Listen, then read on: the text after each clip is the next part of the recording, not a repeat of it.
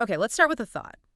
What if financial success isn't, some mystical force or just pure luck? What if it's actually, well, a skill, something you Ah. can learn, practice, get good at, like any other strategic game? Welcome to the deep dive.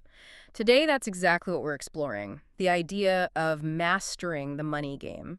We're digging into this really empowering perspective. It reframes financial success, moves it from something that just happens to something you actively craft, like you're grabbing the controller, figuring out the mechanics, and playing with intention. That's the mission today. We've looked at our source, Mastering the Money Game, 20 Rules for Financial Success, and pulled out the core principles, the specific rules. The idea is to help you not just glance at your finances, but really assess them, Yeah. with a strategist's eye. And then from there, elevate your whole approach to building wealth. Really become a master player. Yeah, and that's what's so cool about thinking this way, isn't it? It transforms how you relate to money. You go from being like a passive spectator, just watching the scoreboard, to being an active player, engaged. You're not just a piece on the board, you're making the moves. All right, so let's dive right in. The core idea from the source. Money is a game that can be learned. Just pause on that for a second. How does framing it like that change things for you? Immediately. It stops being this big, untouchable thing. It becomes a system. It has logic, rules, and ultimately you can master it. Right. And what's interesting is this philosophy immediately tells you the first move. Yeah. In any game. Assess your current position. You wouldn't start a chess match without looking where your pieces are, would you? No, of course not. So in the money game, this self-assessment, it's not just adding up numbers. It's about understanding your assets, your debts, your income, your spending as strategic positions. It's the baseline. It tells you your strengths, your weaknesses, and crucially, where your next smart move should be. Otherwise, you're just plain blindfolded. That makes total sense.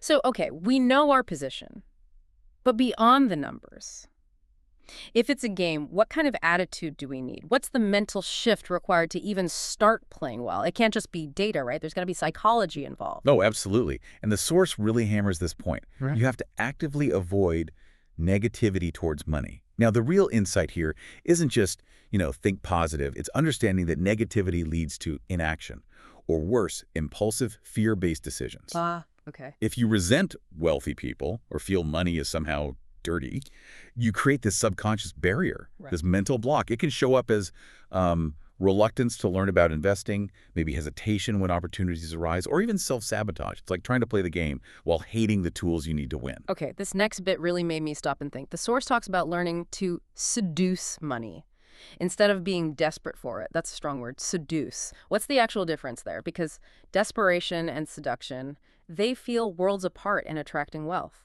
How does that work practically? It's a really profound distinction, actually. It's the psychology of the game. Desperation. Well, it comes from need or fear. And it often leads to bad choices, right? Short-sighted ones. Yeah. Chasing every shiny object, making deals you shouldn't. It just gives off this energy that kind of pushes opportunities away. It's reactive. Mm-hmm. Seducing money, though, that implies being strategic, patient, value-driven.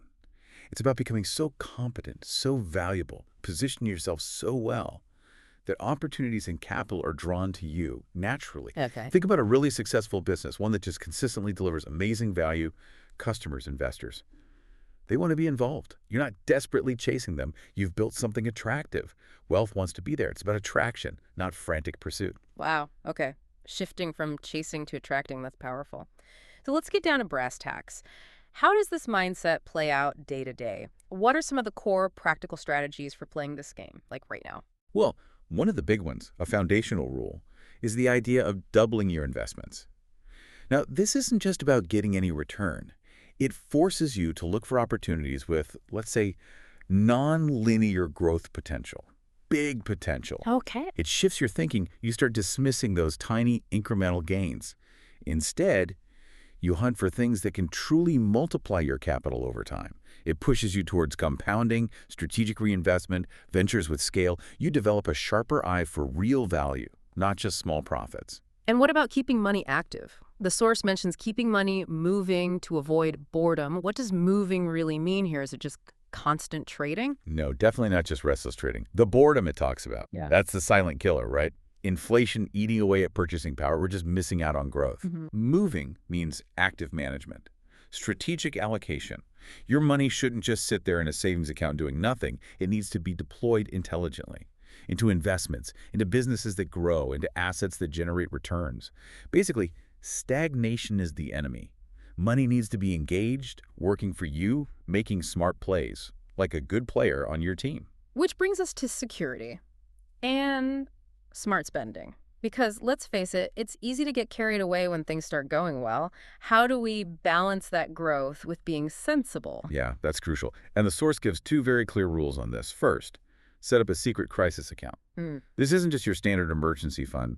Think of it more like a tactical reserve, a hidden piece on your chessboard. Interesting. It provides that safety net against the unexpected. It lets you stay in the game, maybe even grab opportunities when everyone else is panicking. It gives you the confidence to make bolder moves elsewhere, knowing you have that buffer. Okay, that makes sense. And the second rule? The second one, often tougher for people. It's blunt advice.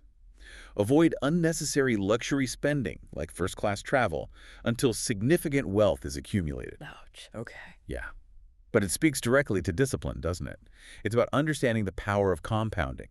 Every dollar you don't spend on fleeting luxury early on and instead invest wisely, that dollar can grow exponentially. It's choosing long-term freedom over that quick hit of gratification. It's clear that personal discipline is huge, but this money game, it's not played in a bubble, is it? How do we need to broaden our view, understand the bigger picture beyond just our own finances? Exactly. You can't just focus inward. The source really emphasizes understanding tax structures. And this isn't just about, filing correctly. It's about seeing taxes as a powerful strategic tool. How so? Well, knowing how taxes affect your investments, your income, different asset types, it lets you optimize your decisions actively. It means figuring out how to legally defer gains, maybe use tax-advantaged accounts effectively, minimize your liabilities within the rules. You're essentially designing your wealth-building process to be as efficient as possible, not just letting the system take whatever it takes. That's a big shift. Viewing taxes as a lever, not just a burden. What about turning challenges into opportunities? The source talks about leveraging crises. That feels counterintuitive for your finances, right? Yeah. It's all about perspective Yeah. and foresight. This rule, leveraging crisis situations for investment, it's a sign of an advanced player. See, when markets tumble or there's geopolitical uncertainty, most people panic and pull back. Yeah. But the source suggests these are the times when unique opportunities pop up.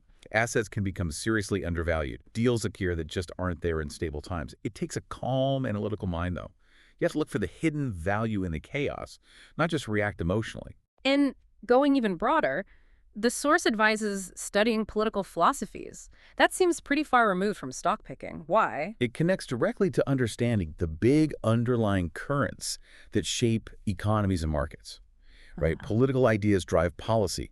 Think about trade deals, regulations, government spending, central bank actions. By studying these philosophies, you get a deeper sense of potential macroeconomic trends. You can anticipate how policy shifts might impact whole industries. You see the long-term economic shifts coming. It lets you play the long game with more insight. Position yourself ahead of the curve instead of just reacting to news headlines. Like understanding a potential shift towards protectionism could really change how you view international investments, for example. Okay, let's talk about relationships and maybe more advanced strategies, because it's not just what you know, is it? It's who you know, how you play your hand strategically. Precisely. Relationships are key. The source talks about learning from successful investors. But crucially, it's not about blindly copying them. It's about understanding the principles behind their success and then adapting those principles to your game, your situation, your goals. Right, it's personal. Exactly. And it also stresses the huge value of actually befriending other moneymakers, not just for networking drinks, but for real mentorship, sharing insights, opening doors to collaborations you wouldn't find otherwise. These relationships give you knowledge and leverage. Yeah, this next point, it really challenges conventional wisdom. The source questions traditional diversification, especially for people actively building wealth. That flies in the face of what most financial advisors say. It does, and it's a critical distinction for active players, not necessarily passive investors. The traditional diversification spreads risk, which is good, but it also inherently dilutes potential returns. The source argues that for someone actively building wealth, having deep conviction, and making concentrated bets in areas you've thoroughly researched, that can lead to much bigger gains that broad diversification smooths out. It's sort of a call to be a specialist, not a generalist in your chosen investment areas. But, and this is key, it demands intense homework, deep expertise. It's a calculated risk for a potentially much higher reward. So if someone is taking that more active, maybe concentrated path, what are the key tools they use to really amplify their game? Strategic growth tools. Right. The source points to three main ones: leverage, strategic positioning, and partnerships. Leverage, used wisely, of course, can massively amplify returns. Think about real estate. Using a mortgage lets you control a much larger asset than your initial cash. Used carefully, it's a tool for faster, calculated growth. Hmm. Strategic positioning. That's about finding and exploiting unique market opportunities. Maybe an underserved niche where you can create huge value and build a strong competitive advantage. And partnerships are about synergy, sharing resources, bringing together complementary skills, expanding your reach. It lets you tackle bigger projects or access deals you couldn't manage alone. Okay. And as we sort of wrap up these strategies, is there a final critical warning, a common pitfall the source flies that we should absolutely avoid? Yes, there is. It's something called the big check syndrome. Big check syndrome. Okay, what's it? It highlights a common psychological trap. When people get large, infrequent sums of money like an inheritance, a big bonus, maybe selling a business, Mm-hmm. they often mismanage it. I can see that happening. Yeah, because it's a lump sum, it often bypasses their normal budgeting or investment habits. It leads to emotional spending or just sort of disappears without creating lasting wealth. The source heavily contrasts this with the power of consistent, smaller income streams, building reliable, ongoing income. Yep. It emphasizes building a robust financial system that generates wealth continuously, rather than just hoping for a big windfall that often vanishes as quickly as it arrives. It's about building an engine, not just finding a one-time treasure chest. So if we pull all these threads together, all these insights, the main takeaway seems crystal clear. Financial success really is a learnable skill. It's a game, a dynamic one with rules and strategies you absolutely can master. And that shift in perspective from feeling like money just happens to you to feeling like you can actively conduct your financial future, that's incredibly empowering, isn't it? It truly is, and we really encourage you, listening right now, to think about which of these rules, these ideas, really hit home for you today, which one resonated, and then consider how you might bring even just one new principle into your financial life this week. Maybe it's just starting that honest self-assessment with a strategist's eye. Maybe it's consciously shifting your mindset about money, trying to cultivate that attraction, or even just thinking about how your current savings could move more effectively for you. Even small, deliberate changes can compound into really significant results over the long run. Absolutely.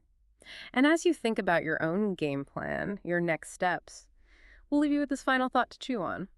If money truly is a game, then maybe real wealth isn't just about the final score. Maybe it's also about the enjoyment, the intellectual challenge, the mastery you find in every move you make along the way. Always learning, always adapting. So, what's your next move?